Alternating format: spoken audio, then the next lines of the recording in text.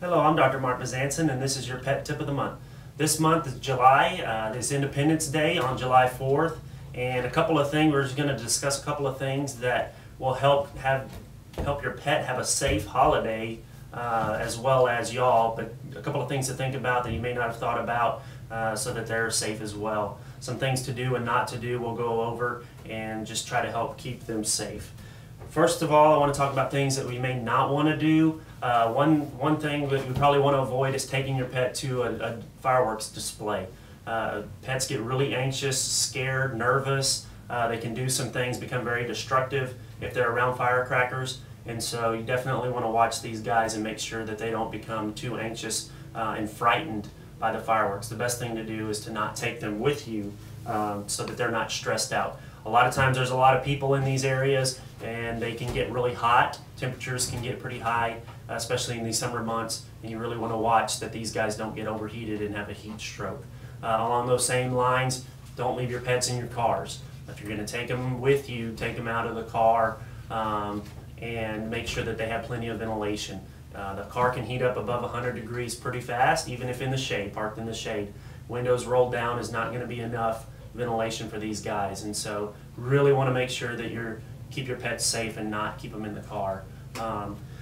As far as another thing that you want to think about is if you leave them in the car unattended, the risk of actually losing these guys, with them getting stolen or just escaping and getting away. So one other reason that you may not want to take your pet with you and leave them in the car. Do not leave your pets outdoors, even at home.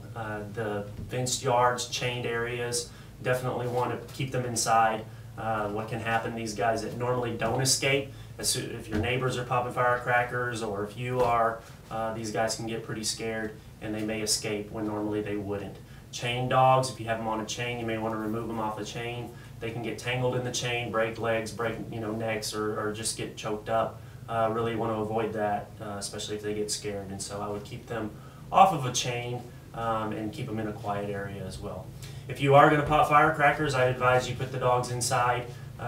Some dogs are actually not scared of firecrackers and will go after them, and they risk burning themselves. They can burn their mouths and stuff. Many of these guys will actually go and attack firecrackers, especially the fountains and all that. They put off a lot of light, emitting light.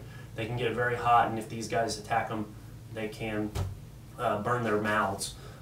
Black cats and those such that actually bang really loud, if they get them in their mouths and they pop in their mouths, can cause some damage as well. So you really want to be careful with these guys that get firecracker aggressive. Definitely want to keep them away as well. Keeping them inside, keeping them in a quiet area is the best thing. What you may want to do is put on some soft music or leave the TV on at a really low setting, at a normal setting. This will kind of help keep them calm and just make sure that to help keep them calm as you can. You may want to remove any items that may be destroyed. These guys, if they get stressed, scared from all the loud noises, they can sure become destructive. And if there's anything valuable that you don't want destroyed, I would sure pick it up and out of their reach. ID tags, microchipping, especially cats. Cats tend to run and hide, and they may not come back for a long time. And so if somebody else finds them, you can sure maybe get them returned to you if they're ID'd. ID tags, meaning caller IDs, where they're on the collar, has your information on them. People can find them and call back. Microchipping is a chip that goes under the skin, and that will help find your pet via the internet system, or the local shelters have scanners. They can scan the dog. Veterinarians have scanners. Many places have them. They'll scan it and they'll help you find your pet as well that way.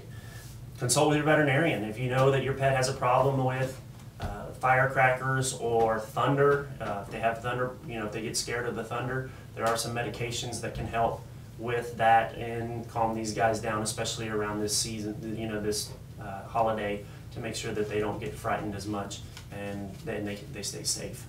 So hopefully these are some tips that will help you, and you can put them to use to keep your pet safe during this 4th of July.